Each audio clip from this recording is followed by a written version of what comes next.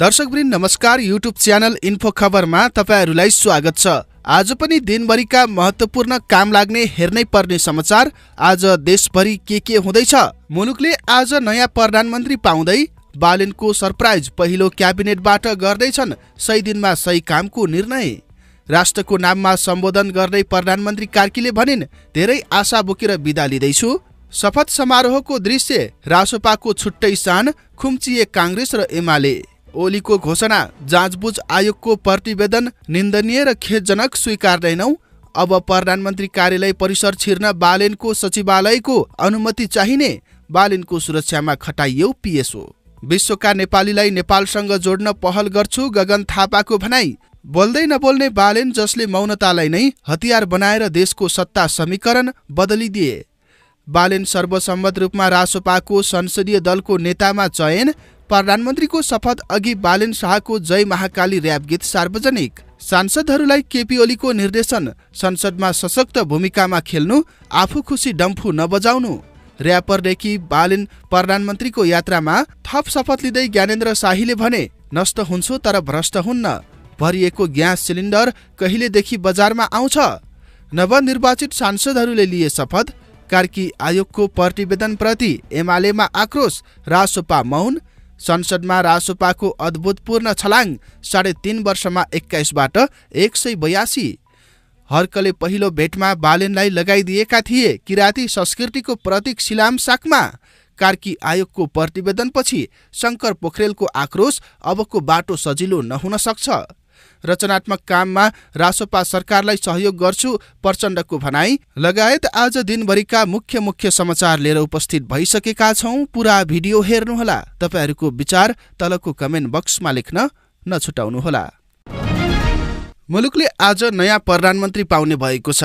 राष्ट्रपति कार्यालय शीतल निवासमा आज दिउँसो राष्ट्रपति रामचन्द्र पौडेलले राष्ट्रिय स्वतन्त्र पार्टीका वरिष्ठ नेता बालेन शाहलाई प्रधानमन्त्रीको शपथ गराउने कार्यक्रम तय भएको बताइएको छ। नेपालको संविधानको धारा 76 को उपधारा 1 अनुसार एकल सरकार गठन हुन लागेको हो। राष्ट्रपति कार्यालयका अनुसार अपराह्न प्रधानमन्त्रीको पद तथा गोपनीयताको शपथ ग्रहणको कार्यक्रम तय गरिएको बताइएको छ। शपथ ग्रहण समारोहमा सहभागी हुन विभिन्न राजनीतिक दल, यहाँ स्थित कूटनीतिक नियोगका प्रतिनिधि, नागरिक समाज, उच्च सरकारी अधिकारीलाई आमन्त्रण गरिएको छ। प्रधानमन्त्रीको शपथसँगै मन्त्रीहरूको पनि शपथ गराइने बुझिएको छ। त्यस्तै अर्को समाचार, बालेनको सरप्राइज पहिलो क्याबिनेटबाट 100 दिनमा 100 वटा काम। राष्ट्रिय स्वतन्त्र पार्टी नेतृत्वको सरकार गठनसँगै बालेन शाह बालेनले परम्परागत शैली तोड्दै नयाँ अभ्यास सुरु गर्ने संकेत दिएका छन्। मन्त्री चयन अन्तिम चरणमा पुगेको र शुक्रबार आज शपथसँगै क्याबिनेट गठन हुने तयारी छ। यसपटक मन्त्रीहरूको व्यक्तिगत पहिलो निर्णय भन्दा क्याबिनेटबाटै 100 दिनमा 100 काम गर्न रणनीति अघि सारिएको छ। यो मोडेलले पपुलिस्ट घोषणा भन्दा नतिजामुखी काममा जोड दिने लक्ष्य राखिएको छ। साथै प्रत्येक मन्त्रीहरूलाई 4 सांसदको सपोर्ट सिस्टम दिने तयारी, कार्यान्वयनलाई प्रभावकारी बनाउने विश्वास गरिएको छ। योग्यता र क्षमताको आधारमा मन्त्री छनौट गरिएको र नयाँ सरकारले परिणाम देखाउने स्पष्ट सन्देश दिएको छ। फागुन 21 मा सम्पन्न प्रतिनिधि सभा निर्वाचनपछि बिहिबार 284 सांसदले सिंहदरबार स्थित नयाँ संसद भवनमा पद तथा गोपनीयताको शपथ लिएका छन्। ज्येष्ठ सदस्य अर्जुन नरसिंह केसीले शपथ गराएका हुन्।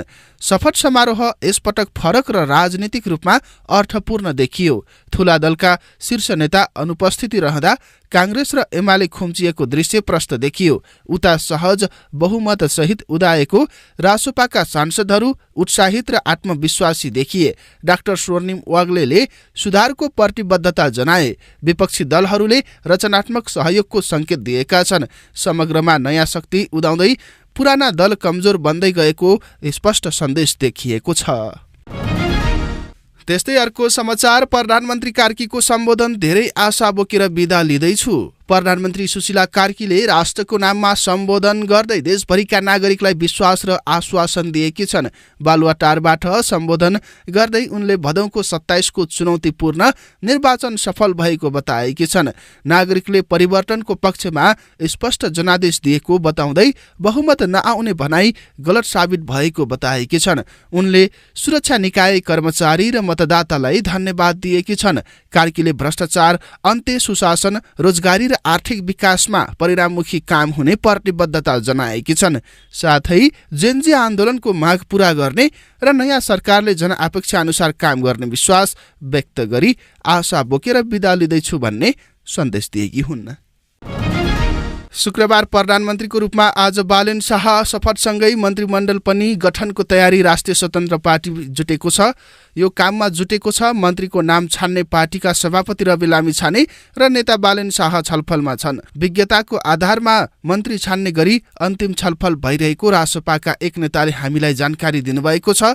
सभापति रवि लामिछाने क्षमताको आधारमा मन्त्री चयन हुने भएकाले कतै लबिङ र मिडियाबाजी नगर्न यसअघि निर्देशन दिइसकेका छन्। रासोपाको बैठकले बालेनलाई संसदीय दलको नेतामा चयन गरिसकेको छ।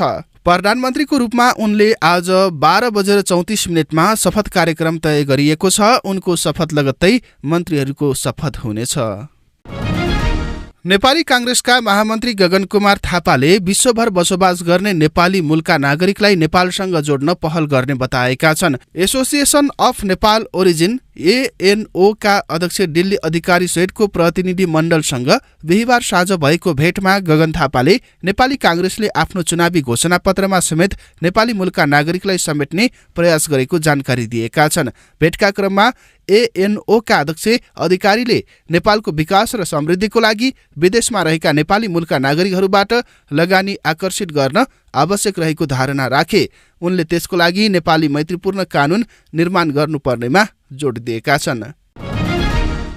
राष्ट्रिय स्वतन्त्र पार्टीका वरिष्ठ नेता बालेन शाहको सुरक्षामा व्यक्तिगत सुरक्षा अधिकृत PSO खटिएका छन्। प्रहरी प्रधान कार्यालयले बुधबारदेखि 100 दर्जाका प्रहरीलाई उनको सुरक्षामा खटाएको हो। प्रहरी प्रधान कार्यालयका अनुसार हाल सांसद र भावी प्रधानमन्त्रीको रूपमा सुरक्षा चुनौतीको दृष्टिकोणले PSO खटाइएको छ।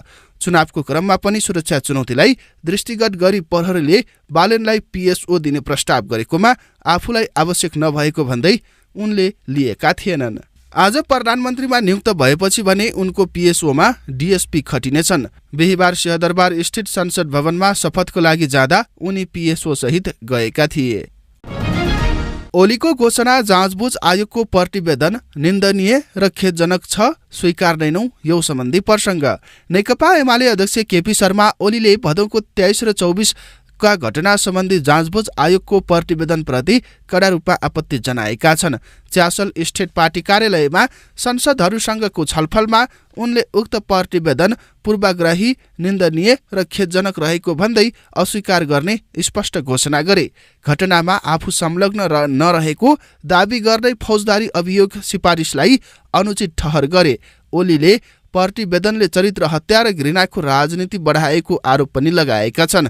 साथै उनले निर्वाचन परिणाम अनपेक्षित र अपत्यारिलो रहेको टिप्पणी गरी पार्टीमाथि कुप्रचार भएको उल्लेख गरेका छन्। वर्तमान जटिल परिस्थितिमा जिम्मेवार भूमिका निर्वाह गर्न सांसदहरूलाई निर्देशन दिँदै उनले एमाले भित्र एकता, अनुशासन र कार्यक्षमतामा जोड दिएका छन्। कार्की आयोगको प्रतिवेदनप्रति एमालेमा आक्रोश, रासोपा मौन। जेनजी आन्दोलनको छानबिनमा गठित कार्की आयोगको प्रतिवेदन सार्वजनिक भएपछि राजनीतिक तरङ्ग तीव्र बनेको छ। प्रतिवेदनले भदौ 23 का घटनामा तत्कालीन प्रधानमन्त्री केपी शर्मा ओली सहित उच्च अधिकारीहरूमाथि कारबाहीको सिफारिस गरेपछि एमाले आक्रोशित बनेको हो। एमाले नेताहरूले प्रतिवेदनलाई एकतर्फी, पूर्वग्राही र राजनीतिक उद्देश्य प्रेरित भन्दै अस्वीकार गरेका छन्। भदौको 24 का आगजनी, लुटपाट र विध्वंसका घटनामा आयोग मौन बसेको आरोप सहित लगाइएको छ। उता जेनजी आन्दोलनको स्वामित्व लिएको रासोपा भने अहिलेसम्म मौन देखिएको छ। नेताहरूले अध्ययनपछि मात्रै प्रतिक्रिया दिने बताएका छन्।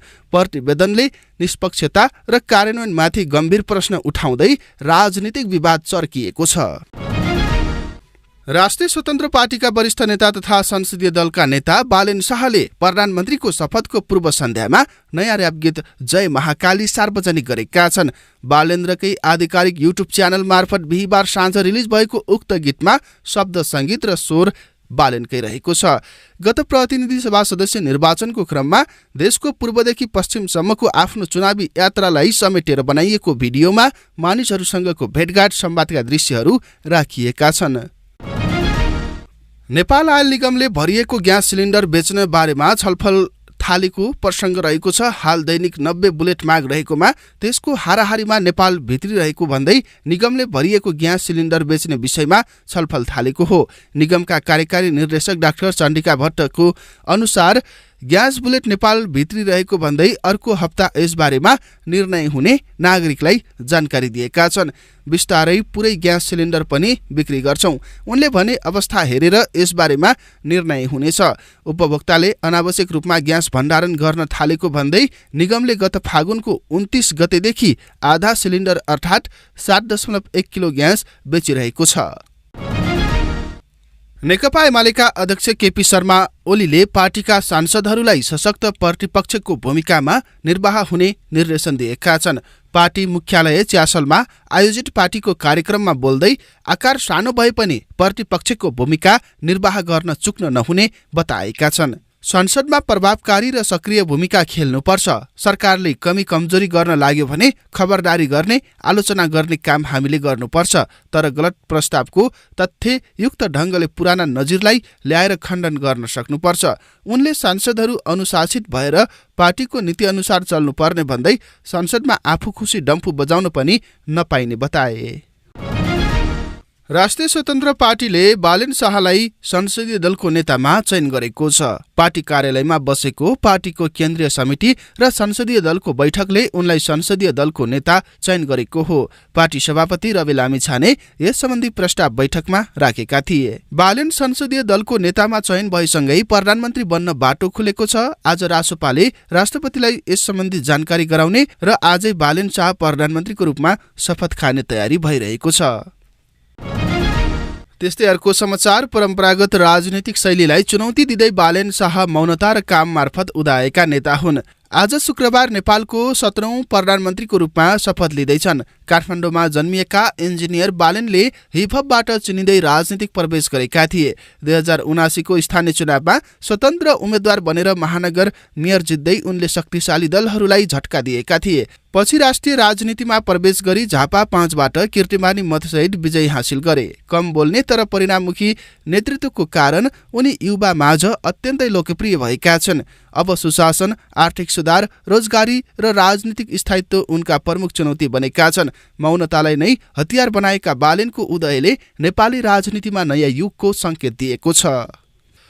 राष्ट्रिय प्रजातन्त्र पार्टीका संसदीय दलका नेता ज्ञानेन्द्र शाहीले देश र जनताप्रति आफ्नो प्रतिबद्धता व्यक्त गर्दै थप शपथ लिएका छन्। उनले लिएको शपथमा भनेका छन्, बरु नष्ट हुन्छु, भ्रष्ट हुन्न, राष्ट्रको खातिर ज्यान दिन तयार छु। शाहीले यो शपथ मार्फत आफू कुनै पनि हालतमा भ्रष्टाचारमा नलाग्ने र राष्ट्रहितलाई सर्वोपरि राख्ने अठोट व्यक्त गरेका छन्। उनको भनाइले राजनीतिक वृत्तमा नैतिकता, पारदर्शिता र राष्ट्रप्रतिको समर्पणबारे पुनः बहस सुरु भएको छ। राजनीतिक विश्लेषकहरूले शाहीको यो प्रतिबद्धतालाई जनविश्वास जित्ने प्रयासको रूपमा हेरेका छन्। साथै यसले अन्य राजनीतिक नेताहरूलाई पनि जवाफदेही र इमान्दार बन्न दबाब दिने अपेक्षा गरिएको छ। त्यस्तै अर्को समाचार रहेको छ, कार्की आयोगको प्रतिवेदनपछि शङ्कर पोखरेलले भने अबको बाटो सजिलो नहुन सक्छ। नेकपा एमालेका महासचिव शङ्कर पोखरेलले पूर्व न्यायाधीश गौरी बहादुर कार्की नेतृत्वको जाँचबुझ आयोग निष्पक्ष छानबिनको लागि नबनेको प्रतिवेदनले पुष्टि भएको बताएका छन्। उनले भदौ 23 र 24 को जेनजी आन्दोलन र आम निर्वाचनलाई अल्गोरिदम मार्फत समाजमा परेको प्रभावलाई राजनीतिक र कानुनी वैधानिकता दिने प्रयास भएको बताएका छन्। पोखरेलले आयोग र निर्वाचनले नयाँ राजनीतिक तर्फ नेपाली राजनीति लैजानु अघि वर्तमान परिस्थिति चुनौतीपूर्ण रहेको र अबको बाटो सजिलो नहुने चेतावनी दिएका छन्। नयाँ शक्ति र नेतृत्वलाई काम गर्ने अवसर दिनु विवेकपूर्ण कदम हुने बताए। तर लोकप्रियतावाद, अराजकतावाद र अवसरवाद दीर्घकालीन समाधान नभएको औल्याएका छन्। यसले आगामी समयमा राष्ट्र र लोकतन्त्र दुवैले चुनौती सामना गर्नुपर्ने संकेत गरेको छ। त्यस्तै नेपाल कम्युनिस्ट पार्टीका संयोजक पुष्पकमल दाहाल प्रचण्डले सरकारलाई सकारात्मक काममा सहयोग गर्ने बताएका छन्। प्रचण्डले राम्रो काममा रासोपा सरकारलाई साथ रहने बताएका छन्। उनले भने बहुमत ल्याएर सरकार बनाउने साथीहरूलाई बधाई र शुभकामना भन्छु। सकारात्मक र आलोचनात्मक काममा सहयोग रहन्छ। उनले शान्तिपूर्ण रूपले संविधान अन्तर्गत निर्वाचन सम्पन्न भएको प्रति आफू खुसी भएको बताएका छन्।